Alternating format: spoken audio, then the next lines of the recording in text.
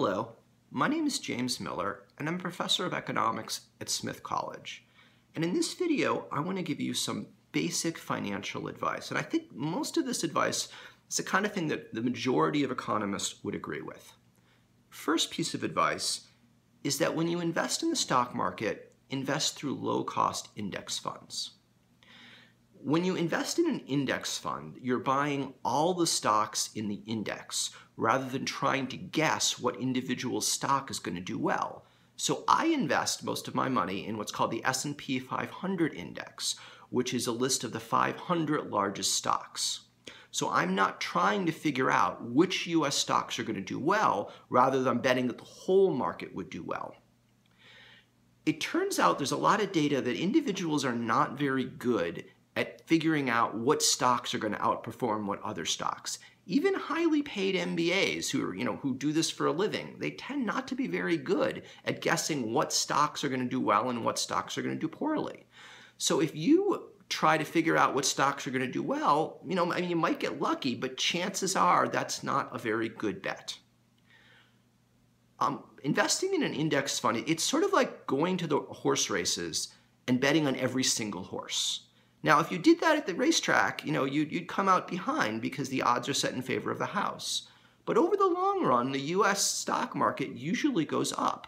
So if you bet on every single stock, or at least all the major stocks, probably over the long run you'll win. And an advantage of betting on all the stocks rather than trying to pick out what individual stocks will work is that you'll actually have less risk. There's two kinds of risks you can have. There's the risk that the whole market goes up or down, and there's the risk that an individual stock will do well or poorly. If you invest in the stock market, you're kind of stuck with whether the whole market does well or poorly. That's a risk that just has to be distributed to everyone willing to buy stocks. But you don't need to take on that second risk of whether an individual stock will do well or poorly. So by buying index funds, you can kind of get a higher expected return per amount of risk you're willing to take. Another big advantage of index funds is that they're much cheaper than what's called actively managed mutual funds. An actively managed mutual fund is one where the people running the mutual fund put a lot of time and effort into trying to figure out what stocks are going to beat the stock market, what stocks are going to do relatively well. But they're not very good. In some way, they can be cynical. They're kind of like trying to guess what lottery numbers are going to come up. They're expensive, and on average, it doesn't seem to work. So if you buy an actively managed a mutual fund, you're paying a lot of money for something that's it's not on average worth it. Over the long run, if you get a slightly higher return in the stock market, that makes a big deal if you're investing over 20 or 30 years. So even getting a slightly lower return because you're paying these fees to an actively managed mutual fund, that can really hurt you compared to if you invest in a cheap index fund. Oh, and by the way, make sure when you invest in an index fund, it is cheap, it is low fees. Some index funds can be dishonest and charge you a lot of money for just investing in an index fund when it's really a very easy thing for them to set up, so they should not be charging you a lot of money. Now, I certainly admit it's possible that maybe Goldman Sachs or Harvard's endowment, they figured out secrets of beating the stock market on average. Maybe they have mathematical formulas or special information.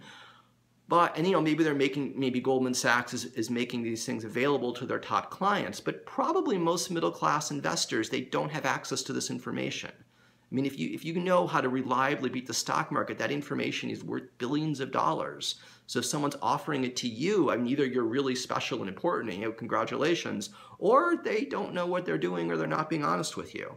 So really, the best way for most Americans to invest in the stock market is through low-cost index funds.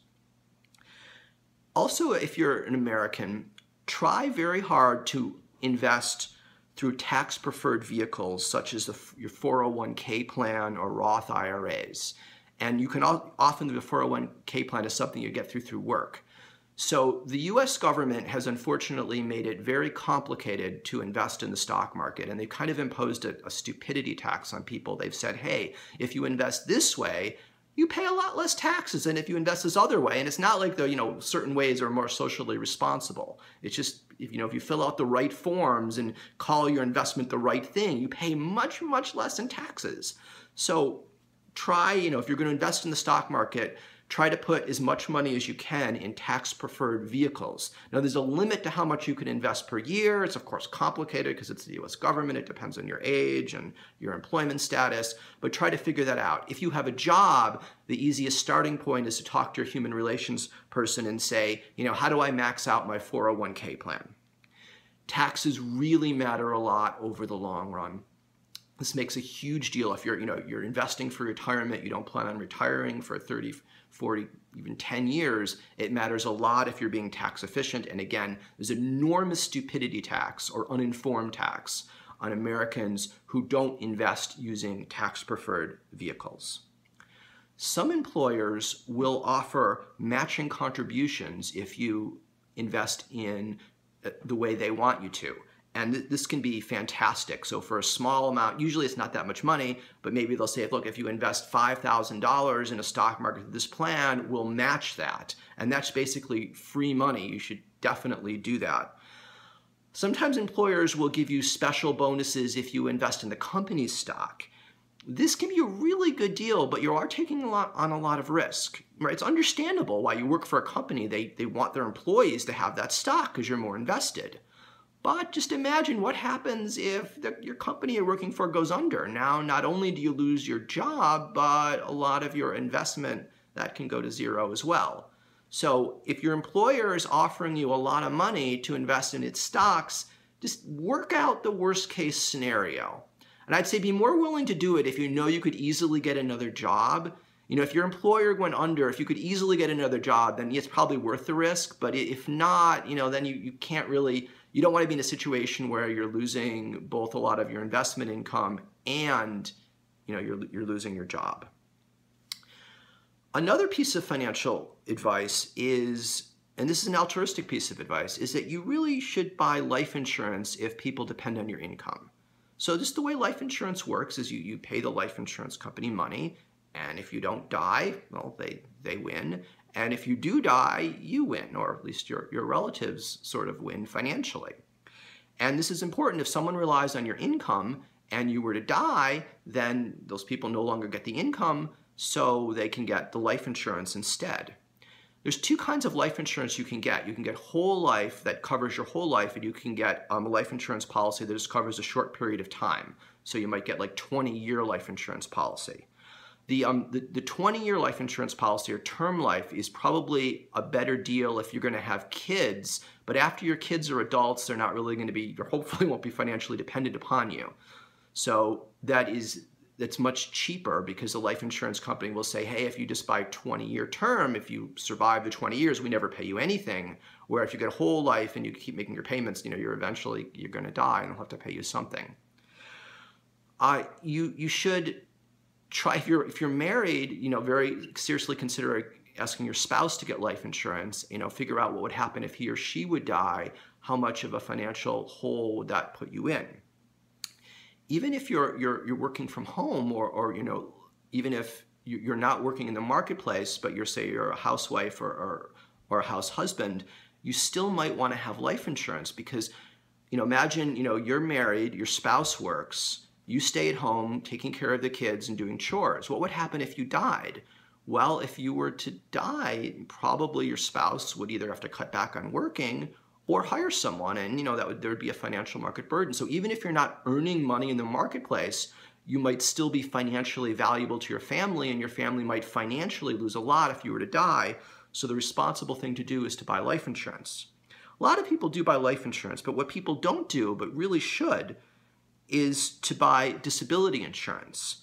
So life insurance pays off if you die. Disability insurance pays off if you're unable to work. You can actually impose far more of a burden on your family if you get disabled than if you die. Because of course, if you die, then you're no longer eating, you're no longer consuming resources. While if you get disabled, you can lose the ability to earn any money, but you're still eating, you can still require expensive medical care. So what disability insurance does is it'll say, if you get disabled, if you meet certain conditions and can't work, then the insurance company will pay you a certain sum of money. It's usually much lower than your salary, but they'll pay you a certain sum of money for quite a while. And this is usually, you get this through your work. And it's important that if someone depends on your income, that you have this, and you should ask your spouse to have it.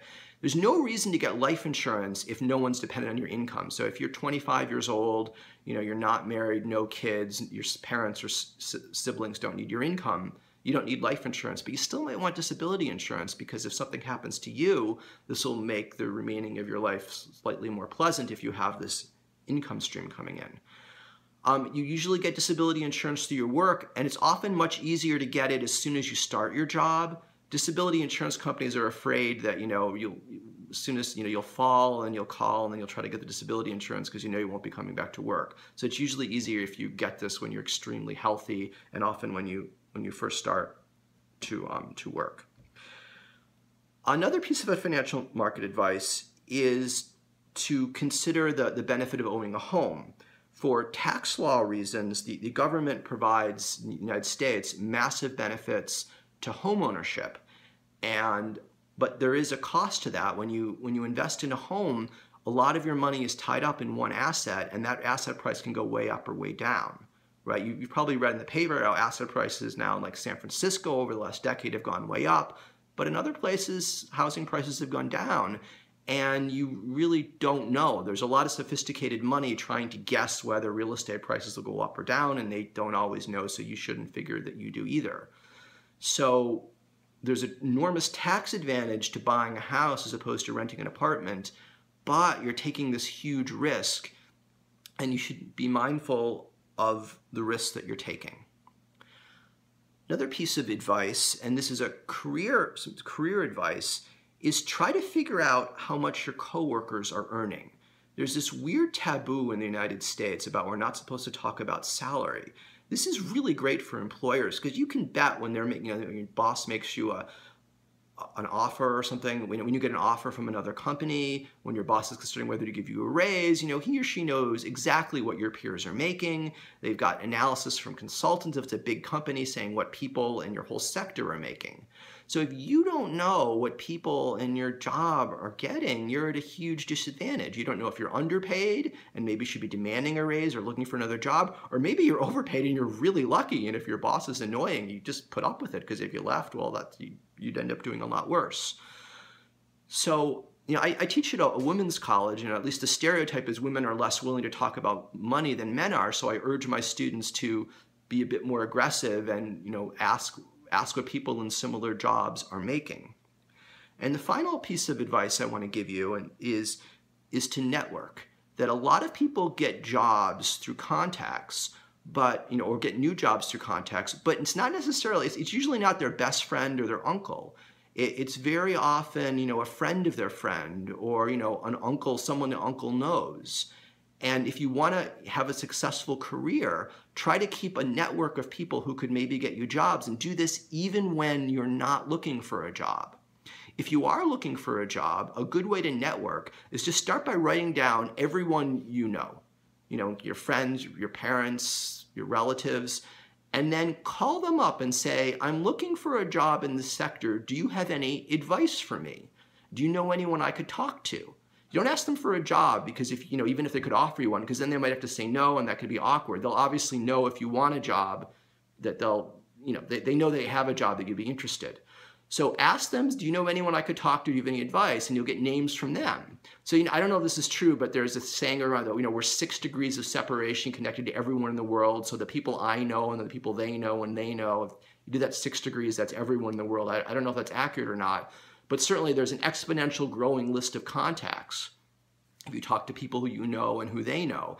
And you can tap into this. So I urge my students, when they're looking for a job, again, get a notebook, write down everyone you could call right now. Call these people, ask for advice, say, do you know anyone who might know anyone in the sector, or anyone who has information in the sector I want to work? Write their names down, contact them, and keep going until you get a job. And this is networking. Well, this is the basic financial advice I wanted to give you. Thank you for listening. I'm James Miller. Goodbye.